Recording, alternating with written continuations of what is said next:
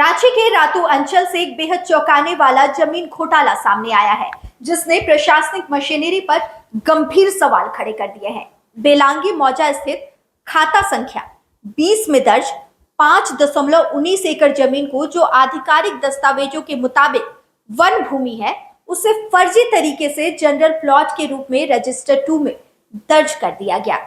सूत्रों की माने तो यह जमीन पहले से ही एक आदिवासी रैयत के नाम पर दर्ज थी। अंचल कार्यालय से संबंधित रिपोर्ट में इसे सुप्रीम कोर्ट के दिशा निर्देशों के आधार पर फॉरेस्ट लैंड घोषित किया गया है, यानी यह जमीन संरक्षित वन भूमि की श्रेणी में आती है, जिस पर किसी तरह की निजी खरीद बिक्री, बंटवारा या म्यूटेशन की अनुमति नहीं हो सकती। लेकिन इस नियम कानून को दरकिनार करते हुए इस जमीन को फर्जी तरीके से ऑनलाइन रिकॉर्ड में शेख गुल्ला नाम के व्यक्ति के नाम पर चढ़ा दिया गया। यही नहीं, आगे की प्रक्रिया के तहत जमीन का म्यूटेशन कराने की भी तैयारी की गई। मगर कहानी में ट्विस्ट तब आया जब पहले से नियुक्त कर्मचारी ने म्यूटेशन करने से साफ इनकार कर दिया। उसने स्पष्ट रूप से कहा कि यह जमीन वन भूमि है और इसका म्यूटेशन नहीं किया जा सकता। लेकिन इसके ठीक बाद उसका हल्का बदल दिया गया और उसकी जगह नया कर्मचारी तैनात कर दिया गया।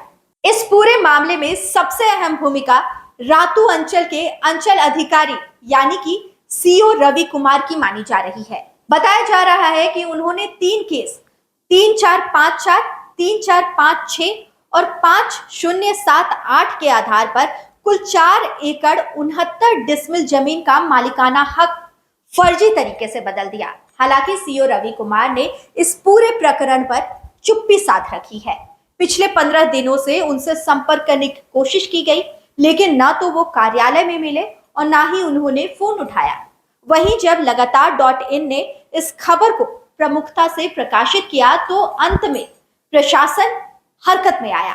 रांची के उपायुक्त मंजुनाथ भजंत्री ने पूरे मामले का संज्ञान लिया और उन्होंने रांची सदर एसडीओ को मामले की जांच का निर्देश दिया है।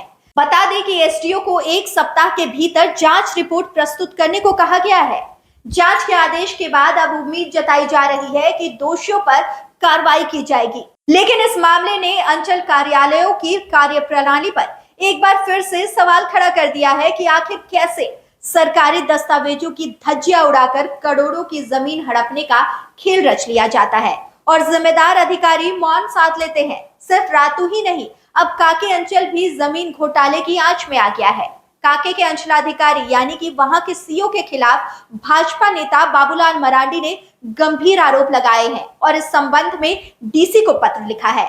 इस पर भी प्रशासन ने त्वरित कार्रवाई करते हुए एसडीओ को मामले की जांच करने का जिम्मा सौंपा। कुल मिलाकर यह मामला एक बार फिर से साबित करता है कि झारखंड में जमीन को लेकर कानून की किताबें चाहे कितनी मोटी हो, लेकिन सिस्टम की मिलीभगत से उन्हें पलटने में देरी नहीं लगती।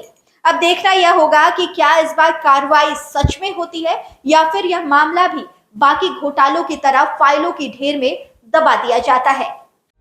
लाइव लगातार के वीडियो को लाइक करें, सब्सक्राइब करें और बेल आइकन को दबाना न भूलें।